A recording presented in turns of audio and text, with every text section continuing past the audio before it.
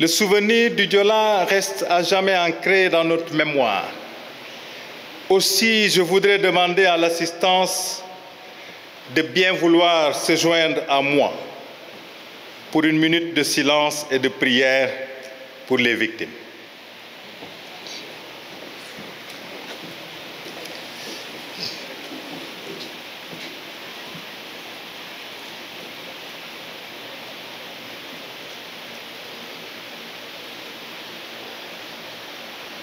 Je vous remercie. Mesdames, Messieurs,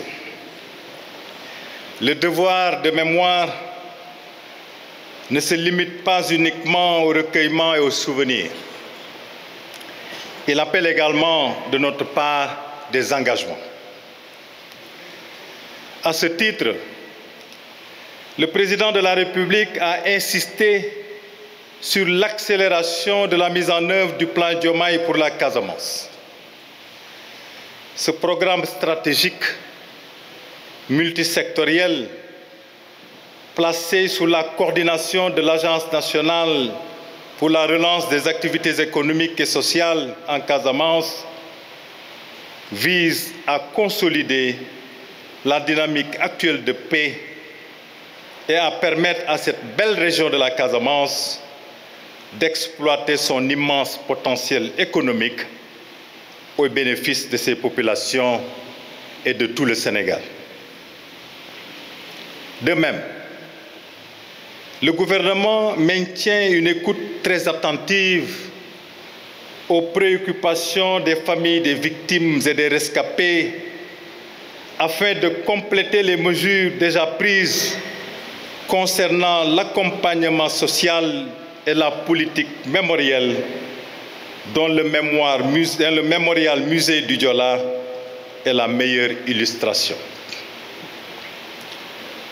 Je dois souligner que ces préoccupations sont portées avec responsabilité, franchise, dignité et courage par les associations des familles des victimes et rescapés du Diola.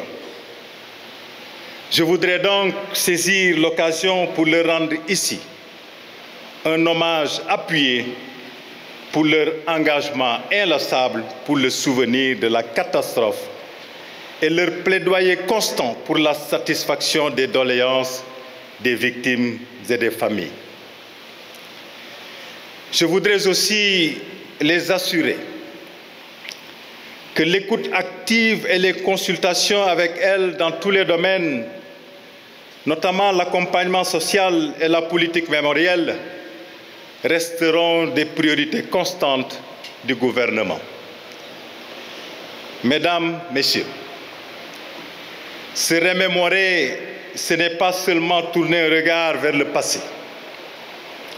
C'est aussi tirer en toute lucidité, sans complaisance, les enseignements pour le présent et pour l'avenir. Il s'agit là de l'une des meilleures manières d'honorer la mémoire de nos disparus.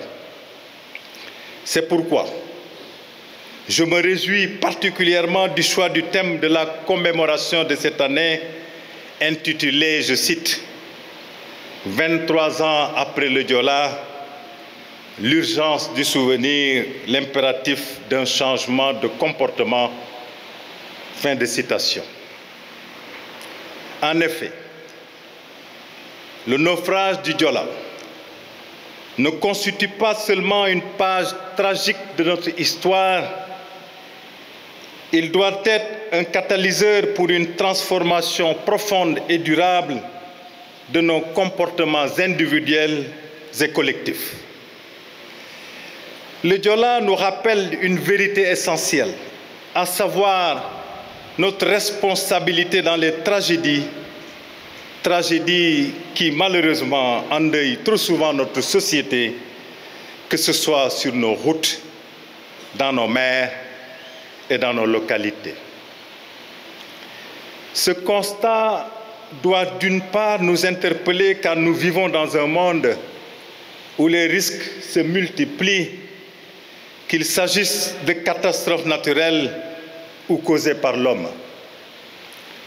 D'autre part, il doit susciter une prise de conscience sur le fait qu'avec notre engagement individuel et collectif, nous pouvons changer le cours des choses et éviter et prévenir la répétition d'une telle catastrophe.